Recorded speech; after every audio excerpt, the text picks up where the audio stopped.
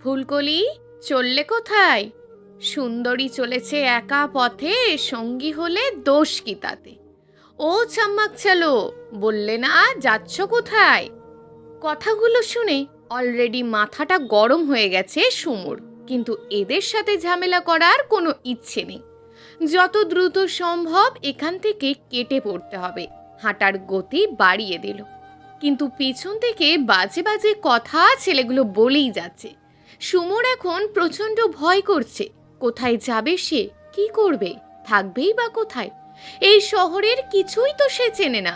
গ্রামের মেয়ে হয়ে যে সাহস করে এই শহরে এসেছে, এটাই তো অনেক বেশি। আশেপাশে সব অন্ধকার, সময় রাত 12টার কাছাকাছি। কে ভেবেছিল শহরে এসে এরকম পরিস্থিতিতে পড়তে হবে? একা একটা মেয়ে দেখে পিছু নিয়েছে ছেলেগুলো। তাছাড়া তার যাওয়ার কোনো জায়গা নেই। বিশ্বাস নেই কখন আবার এই 4-5 জন ইজ্জতের ওপর হামলা করে। কি ফুলটসি, কথা কি কানে ঢোকে না নাকি? কখন থেকে ডেকে চলেছি, কোনো উত্তর দিচ্ছ না কেন? আমরাও তো তোমার কাস্টমার হতে চাই। কত দিতে হবে তোমায়? একটা ছেলে সামনে এসে কথাগুলো বলে সুমোর দিকে খুব বাজেভাবে নজর দিচ্ছে। সুমোর ইচ্ছে করছে ছেলেটাকে ঠাটিয়ে এক চড় মারতে, কিন্তু নিজের রাগকে কন্ট্রোল করে শান্ত ভঙ্গিতে উত্তর দিল, দেখুন, আপনাদের কোথাও ভুল হচ্ছে। আপনারা আমাকে যেরকম মেয়ে ভাবছেন আমি মোটেও সেরকম মেয়ে নই। আমি ভদ্র ফ্যামিলির মেয়ে, আর আমার মান সম্মান আছে। ও ওরকম সবাই বলে, কিন্তু তার ব্যাকগ্রাউন্ড ঘাঁটতে গেলে তারপর দেখা যায় কি রকম ভদ্র ফ্যামিলির মেয়ে। এত কাহিনী না করে বললেই তো পারো তোমাকে বেশি টাকা দিতে হবে। বুঝি না ভাই, এরা এসব বলে কি বোঝাতে চায়?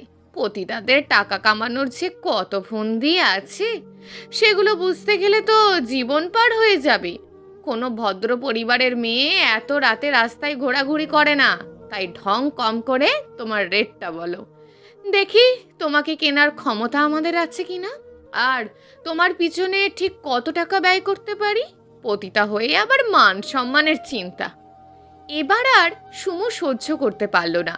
যে ছেলেটা বারবার প্রতিতা বলছিল তার সামনে গিয়ে ঠাস করে এক চড় বসিয়ে দিল।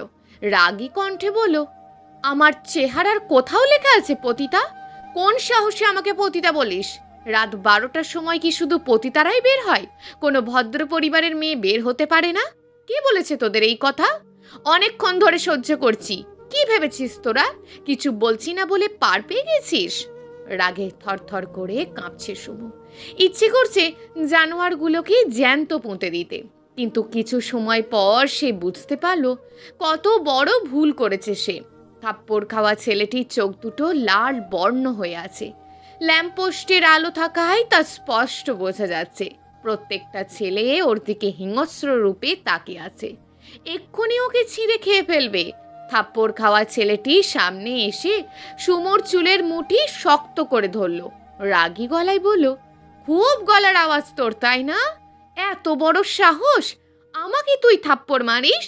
অনেক বারুদ তোর। তোর সাহস ও বারুদ দুটোই আজ আমি কমাবো। তুই বুঝবি এই রাতুলকে মেরে তুই কত বড় ভুল করেছিস। কথাগুলো বলেই সামনের ল্যাম্পপোস্টের পিলারের সাথে জোরে জোরে বাড়ি দিল সুমুকে। মাথা ধরে নিচে বসে পড়ল সুমু।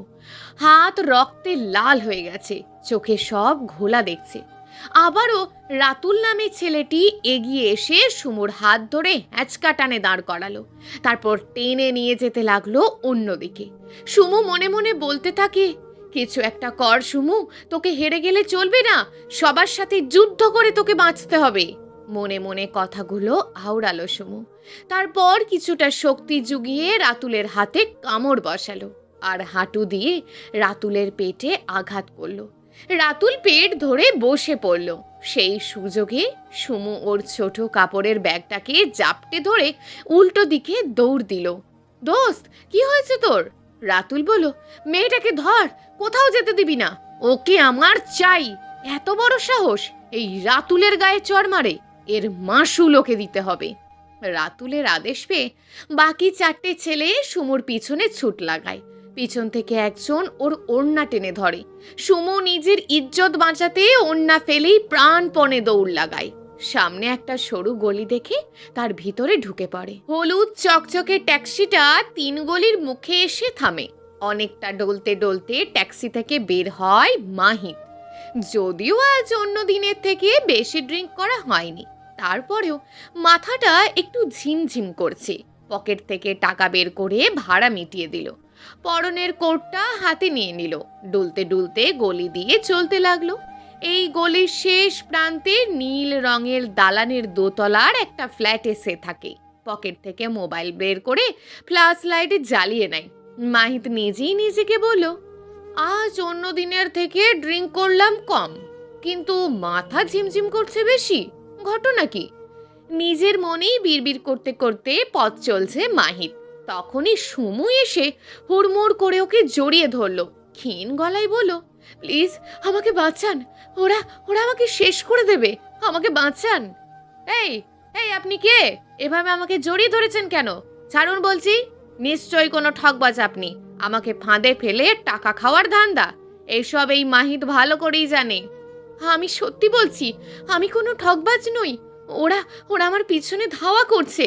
মাহিতকে জড়িয়ে ধরে এখনো কাঁপছে সুমু। কিন্তু সুমুর কথা বিশ্বাস হলো না মাহিদের। এক ঝটকায় নিজের থেকে ছাড়িয়ে নিয়ে ঝাঁঝালো গলায় ওকে বলল, এসব অভিনয় না অন্য কারোর সাথে করবেন, এই মাহিদ এহসানের সাথে নয়। আপনাদের মতন মেয়েদের আমি ভালো করেই চিনি। মেয়েদের মতন ছলনাময়ী অন্য কেউ নেই। সুমুর কান দিয়ে কথাগুলো ঢুকলো না, কারণ সে অস্পষ্ট আলোতে দেখতে পেয়েছে ছেলেগুলো এদিকেই আসছে। মাহিতকে টান দিয়ে 2 দালানের চিপা জায়গায় লুকিয়ে পড়ল। আশ্চর্য, আপনি কি শুরু করেছেন? আপনি আমাকে এখানে টেনে নিয়ে এলেন কেন? সুমু মাহিদের মুখ চেপে ধরল। মাহিদের মনে হলো আঠালো কিছু একটা মেয়েটার হাতে লেগে আছে। মোবাইলের ফ্ল্যাশ দিয়ে দেখতে নিলেই সুমু মোবাইলটা কেড়ে ফ্ল্যাশ বন্ধ করে দিল। ছেলেগুলো ওদের পাশ দিয়ে অন্যদিকে চলে গেল। ওরা চলে যেতেই মাহিত মোবাইলের ফ্ল্যাশ জ্বালিয়ে সুমুর মুখে মারল। চোখে আলো লাগতেই সুমু চোখ বন্ধ করে নিল। আলো জ্বালাতেই মাহিত অবাক হয়ে গেল। ফর্সা মুখের এক পাশ দিয়ে রক্তের 2 সরু লাইন বয়ে গেছে। ঠোঁটটাও লাল টকটকে হয়ে আছে। বন্ধ চোখ দুটো ঘন ঘন কাঁপছে। এক হাতে খামচি মাহিদের শার্টের কলার ধরে আছে। মেয়েটার সারা শরীর থেমে থেমে কাঁপছে। এক মুহূর্তে মাহিদের ভালো লাগার সমুদ্রে ডুব দিল। মেয়েটার চেহারার মধ্যে অসম্ভব মায়া। দেখে মনেই হচ্ছে না কোনো খারাপ কাজের সাথে জড়িত। তারপরও কারোর মুখ দেখে তো মন বিচার করা যায় না, তাই ছিটকে ওর থেকে দূরে সরে গেল। মাহিদ বলল, হেই ইউ, কি মনে করো নিজেকে? আমাকে কেন তোমার সাথে জড়াচ্ছ? তোমার ম্যাটার তুমি দেখবে। তুমি তা না করে আমাকে বারবার নানা বাহানায় টাচ করছো। সুমু এবার চোখ মেলে সামনের ছেলেটার দিকে তাকালো। চোখ খুলেই উঁচা লম্বা শ্যামবর্ণের একটা ছেলেকে দেখতে পেল সে। মাহিদ সুমুর দিকে আবারও মোবাইলের ফ্ল্যাশ মারল। জলদি করে কাপড়ের ব্যাগ দিয়ে নিজেকে ঢেকে ফেললো সুমু। এতক্ষণ তার খেয়ালই ছিল না যে তার কাছে ওড়না নেই। মাহিদ বিষয়টা খেয়াল করলো। কি ভেবে জানি ওর সামনে এগিয়ে গেল। সুমু ভয়ে কুঁকড়ে গেল। কি জানি ওকে আবার চড় মেরে বসে কিনা। কিন্তু মাহিদ ওকে অবাক করে দিয়ে হাতের কোটটা ওর গায়ে জড়িয়ে দিল।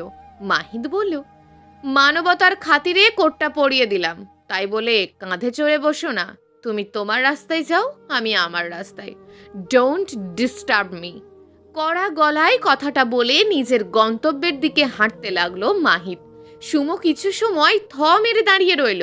তারপর কিছুটা ভয় নিয়ে মাহিদের পিছু হাঁটতে লাগলো। এতটুকু সময়ে সে বুঝে গেছে এই ছেলে তখনকার বাজে ছেলেদের মতন নয়, তাই একটু সাহস পেল। মাহিদ সামনের আলোতে ছায়া দেখতে পেয়ে পিছনে তাকালো। তাকিয়ে সুমোকে দেখেই প্রচুর রাগ উঠল তার। মেয়েটা পেয়েছে কি? নিজের কোট দিয়েছে বলে কি এখন ওর পিছু পিছু আসবে? এদের এই একটাই দোষ, একটু সাহায্য করলেই মাথায় চড়ে বসে। মাহিদ রেগে সুমুর দিকে এগিয়ে এসে রাগী চোখে ওর দিকে তাকিয়ে বলল, এই মেয়ে, সমস্যা কি তোমার? আমি বলছি না তোমার রাস্তায় তুমি মাপো, তাহলে আমার পিছু পিছু কি? কথা বলছো না কেন? মাহিদের ধমকে সুমু কিছুটা চমকে উঠল। তারপর তোতলাতে তোতলাতে বলল, আমি এই শহরে কিছু চিনি না, মামার বাসায় এসেছিলাম, কিন্তু বাসের মধ্যে আমার মোবাইল টাকা চুরি হয়ে যায়। তাই আমাকে বাস থেকে অর্ধেক রাস্তায় নামিয়ে দেয়। কোথায় যাব, কি করব কিচ্ছু জানি না। বিকেল গড়িয়ে রাত নামে, কিন্তু আমি কোনো উপায় খুঁজে পাইনি। কারণ মোবাইল দিয়ে যে কল করব তারও উপায়ও নেই। এত রাতে আমায় একা পেয়ে ছেলেগুলো পিছু নিয়েছিল। এখন কোথায় যাব আমি জানি না। মাহিদ বলল, মামার বাড়ি আসবে, তাকে কিছু বলে আসবে না? তোমাকে রিসিভ করার জন্য কেউ তো থাকবে বাস স্টপে। সুমু বলল, মামা তো আমার অপেক্ষা করে বোধহয় বাসাতেও চলে গেছে, কিন্তু আমাকে বাসের কন্ডাক্টর অর্ধেক রাস্তায় নামিয়ে দিয়েছে। মাহিদ বলল, শহরে কি এই প্রথম নাকি? না, এর আগে আম্মু আব্বুর সাথে অনেক এসেছি। আব্বু দেশের বাইরে মানে প্রবাসে আছে। আম্মু অসুস্থ, বাসে উঠিয়ে দিয়েছিল। বলেছিল বাস যেই স্টপে থামবে সেখানে মামা আমাকে নিতে আসবে। কিন্তু মাঝ বাসে কি করে যে আমার টাকা মোবাইল চুরি হয়ে গেল আমি বুঝতেই পারিনি। ভাড়া দিতে গিয়ে দেখি কিচ্ছু নেই। কথাগুলো বলে ফুপিয়ে ফুপিয়ে কেঁদে উঠল। মাহিদ কপাল কুঁচকে মেয়েটাকে পা থেকে মাথা অবধি একবার স্ক্যান করলো। না, মিথ্যে বলছে না। মাহিদ বলল, চেনো না যখন, তাহলে একা একা এসেছো কেন? সমু বলল, বেসরকারি এক কলেজে চান্স পেয়েছি, তাই মামার বাসা থেকে পড়াশোনা করব। কলেজ খুলে গেছে, ক্লাস মিস দিলে জরিমানা দিতে হবে। মামার বাসা কোথায়? সুমু একটা জায়গার নাম বলল। মাহিদ বলল, সেটা তো এখান থেকে বহুদূর। এখন যাবে কোথায়? জানি না। তোমাকে দেখে আমার খারাপ মনে হচ্ছে না। তুমি যদি চাও তো আজকে রাতটা আমার বাসায় কাটাতে পারো। যদি তুমি চাও, ওকে, মানবতার খাতিরে সাহায্য করতে চাইছি। আর যদি মনে করো অচেনা ছেলে তোমার দুর্বলতার সুযোগ নেব, তাহলে থাক, তোমাকে যেতে হবে না। সুমু কি উত্তর দেবে তাই ভাবতে লাগলো। তার মন দোটানায় পড়ে গেছে। একবার বলে ছেলেটার সাথে যেতে, আর এক বলে যাওয়ার দরকার নেই, যদি খারাপ কিছু হয়। কি হলো, যাবে? জলদি বলো, আমার মাথা ঝিমঝিম করছে, বেশিক্ষণ দাঁড়িয়ে থাকতে পারবো না। সুমু অনেক কিছু ভেবে শেষে যাওয়ার জন্য প্রস্তুত হলো। মাথা নাড়িয়ে সম্মতি দিল, হ্যাঁ যাব। আমার পেছনে আসো। সুমু কোনো কথা না বলে ব্যাগটাকে নিজের সাথে মিশিয়ে গুটি গুটি পায়ে মাহিদের পিছু পিছু যেতে লাগলো। সামনের গলি নীল রঙের দালানের সামনে এসে উপস্থিত হলো। মাহিদ টলতে টলতে পকেট থেকে চাবি বের করে গেট খুলল। ভিতরে ঢুকে সুমুকে বলল, ভিতরে এসো। সুমু কাঁপা কাঁপা পায়ে ভিতরে ঢুকলো। মাহিদ গেটে টান দিয়ে ভিতরে তালা দিল। কচকচের শব্দে সুমু কেঁপে উঠল। তার ভীষণ ভয় করছে। মাহিদ বলল, ওপরে চলো। মাহিদ নিজের ফ্ল্যাটের সামনে এসে আবারও পকেট থেকে চাবি বের করে ফ্ল্যাটের তালা খুলল। তারপর ভিতরে ঢুকে জুতো জোড়া ছুঁড়ে মারল। একটা গিয়ে পড়লো সামনের ফ্লোরে, আর একটা সোফার ওপরে। ছোট্ট দুটো রুম, একটা কিচেন, সামনে ছোট্ট একটুখানি খালি জায়গা, সেখানে দুটো সোফা রাখা আছে। সুমু দরজা আটকে ভিতরে ঢুকলো। মাহিদ ওকে একটা রুম দেখিয়ে দিল। মাহিদ বলল, এটাই তুমি থাকতে পারো, কোনো কিছু লাগলে বলো। মাহিদ সুমুকে রুম দেখিয়ে নিজের রুমে চলে গেল। সুমু ভিতরে ঢুকে দরজা আটকে দিল। রুমে বেশি কিছু নেই, সিঙ্গেল বেড, ছোট একটা টেবিল, সাথে চেয়ার, আর একটা দরজা আছে, সম্ভবত দরজাটা বারান্দায় যাওয়ার। রুমের সাথে অ্যাডজাস্ট করা বাথরুম। সুমু ফ্যানটা ছেড়ে দিয়ে খাটের ওপর ধপ করে বসলো। সারা শরীর ছেড়ে দিচ্ছে। ব্যাগ থেকে এক সেট ড্রেস বের করে ওয়াশরুমে চলে গেল। চোখে মুখে পানি দিলে অস্থিরতা একটু কমবে। ফ্রেশ হয়ে টাওয়াল দিয়ে মুখ মুছে বের হতেই দরজায় টোকা পড়ল। সুমু ওড়নাটা ঠিক করে দরজা খুলে দিল। মাহিদ এক হাতে খাবারের প্লেট আর এক হাতে ফার্স্ট এড বক্স নিয়ে ভেতরে ঢুকলো। মাহিদ বলল, এখানে খাবার আছে, যদি মন সায় দেয় তাহলে খেয়ে নিও। আর এই নাও ফার্স্ট এড বক্স, সম্ভবত তোমার মাথা ফেটে গেছে, আমি তোমার হাতে রক্ত দেখেছি। সুমু কপালে হাত দিল। কোণার দিকে ফুলে আছে। মাহিদের পরনে টি শার্ট ও ট্রাউজার। বেচারা চোখে মুখে ইচ্ছে মতো পানি দিয়ে নেশা কাটিয়েছে। টেবিলের ওপর হাতের জিনিসপত্র রেখে চলে যেতে নিল। তারপর কিছু একটা ভেবে আবারও পিছন ঘুরল। প্লেটে খাবার আছে, খেয়ে পানি খেও। বিশ্বাস করতে পারো, সাদা কিছু মেশায়নি। রান্না করা কোনো খাবার ছিল না, তাই জলদি করে পাউরুটি টোস্ট আর ডিমের অমলেট করে দিলাম। পাউরুটি অনেকটা পুড়ে গেছে। আজকে রাত্রে একটু কষ্ট করে এগুলো দিয়ে চালিয়ে দাও। আগামীকাল সকালে বাইরে থেকে খাবার নিয়ে আসবো। আর হ্যাঁ, তৈরি থেকো, সকালে তোমার মামার বাসায় আমি পৌঁছে দেব। মাহিত কথাগুলো বলে চলে গেল। দরজা অবধি যাওয়ার পর সুমু ডাকলো, এক্সকিউজ মি। জি। আপনার নাম কি? মাহিদ এহসান। তোমার? সুমাইয়া আফরোজ, সবাই সুমু বলেই ডাকে। Nice name. আপনার কোট? মাহি এগিয়ে এসে সুমুর দিকে কোটটা নিয়ে নিল, তারপর মাথা চুলকে বলল, থ্যাঙ্কস। একটা কথা জিজ্ঞেস করি, যদি পারমিশন দেন তো? বলো। আপনার বাবা মা কাউকে যে দেখছি না, তারা কি আপনার সাথে থাকে না? না, তারা বহু আগে আলাদা হয়ে গেছে। ঠিক বুঝলাম না। আমার বয়স যখন 15 বছর, তখন আমার বাবা মার ডিভোর্স হয়ে যায়। তারা এখন যার যার সংসার নিয়ে ব্যস্ত।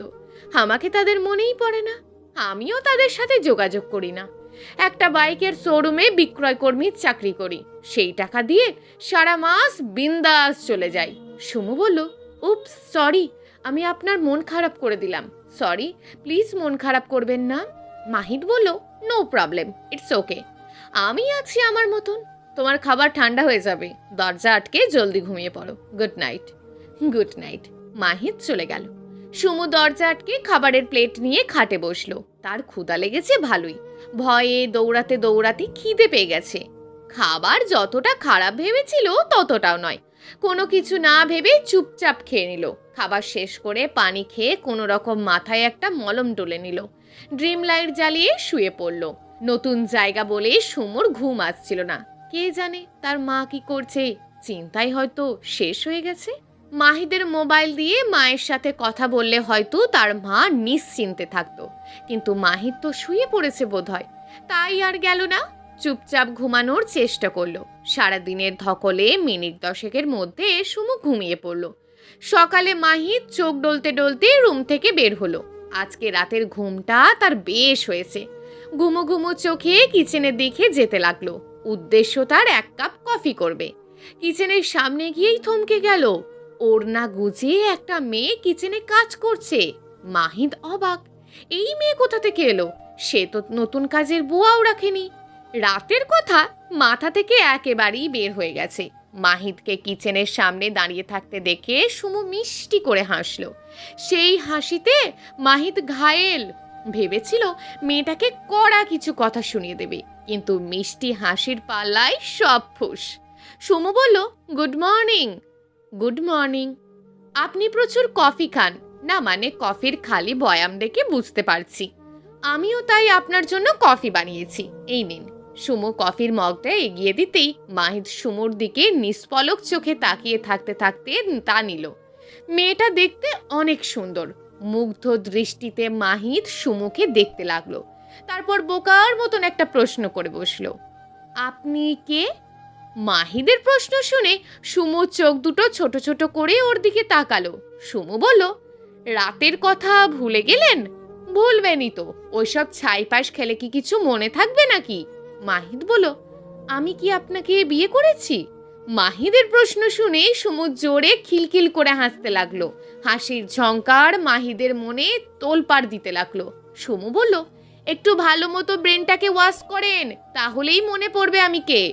মাহিদ বেশ কিছু সময় মাথাকে চাপ দিতেই সুমুর কথা মনে পড়ে গেল। মনে পড়তেই সুমুর দিকে চোখ বড় বড় করে তাকিয়ে বলল, সুমাইয়া, তুমি এসব করতে গেলে কেন? আমি তো রাতে বলেছিলাম বাইরে থেকে খাবার এনে দেব। সুমু বলল, বাহ, এতক্ষণ আমি কে তাই মনে ছিল না, আর এখন দেখছি আমার নামও জানেন। সোফায় গিয়ে বসেন, আমার রান্না শেষ। মাহিদ বলল, এসব কেন করতে গেলে? সকাল সকাল ঘুম ভেঙে গেল, তাই ভাবলাম রান্নাটা সেরে ফেলি। তাছাড়া আপনি আমার জন্য এত কিছু করলেন, তার বিনিময়ে এই সামান্য কাজটা তো করেই দিতে পারি। দুপুরে রান্নাও একসাথে করে রেখেছি। মাহিদ বলল, শুধু শুধু এত কিছু? কথা কম বলে গিয়ে বসেন তো, আমি সব নিয়ে আসছি। আর শুনুন, একটা ছোট ডাইনিং টেবিল আনবেন। আপনার বউ এলে একসাথে বসে খাবেন। কোথায়? মাহিদ বলল, আচ্ছা। মাহিদ চুপচাপ সুমুর দিকে তাকিয়ে রইল। মেয়েটার মধ্যে একটা বউ বউ শাসন খুঁজে পাচ্ছে, যেটা মাহিদের ভীষণ ভালো লাগছে। সুমুর মাহিদকে শাসাতে অনেক ভালো লাগছে। গতকাল রাতে ওকে কত কথা শুনিয়েছিল, আজ সেগুলো ফেরত দিচ্ছে। আর মাহিদ কোনো কথা বলছে না, এতে সুমু আরও সাহস পেল। মাহিদ কফির মগ নিয়ে সোফায় বসলো। আশেপাশে তাকিয়ে অবাক, পুরো জায়গাটা কিরকম গোছানো, জুতোগুলো একপাশে সাজানো দেখলো। এই সব কিছু নিশ্চয়ই সুমু করেছে। মাহিত মুচকি হেসে মনে মনে বলল, না, মনে হচ্ছে এবার একটা বিয়ে করতেই হয়। ঘরের সব কিছু গুছিয়ে রাখতে হলেও একটা বউ দরকার, সাথে আমার মতো নগোছালো ছেলেটাকেও গুছিয়ে রাখবে। মাহিত সুমু একসাথে খাবার খেয়ে তৈরি হয়ে নিল। সিএনজি করে রওনা দিল। গন্তব্য সুমুর মামার বাড়ি। সিএনজি এসে থামলো, সিএনজি থেকে দুজনেই নামলো। সুমু বলল, আসছি। ওকে, অনেক অনেক ধন্যবাদ আমাকে এত হেল্প করার জন্য। ঋণটা তোলা রইল, সুযোগ পেলে ফেরত দিয়ে দেব। মাহিত ইতস্তত নিয়ে কাঁপা কাঁপা গলায় কিছু বলার জন্য হাঁসফাঁস করতে লাগলো। সুমু বিষয়টা খেয়াল করতে পেরে জিজ্ঞেস করলো, কিছু বলবেন? না মানে বলবো। জি বলেন। তোমার বাবার মোবাইল নাম্বারটা দাও তো। সুমু বলল, কেন? আগে দাও, তারপর বলছি।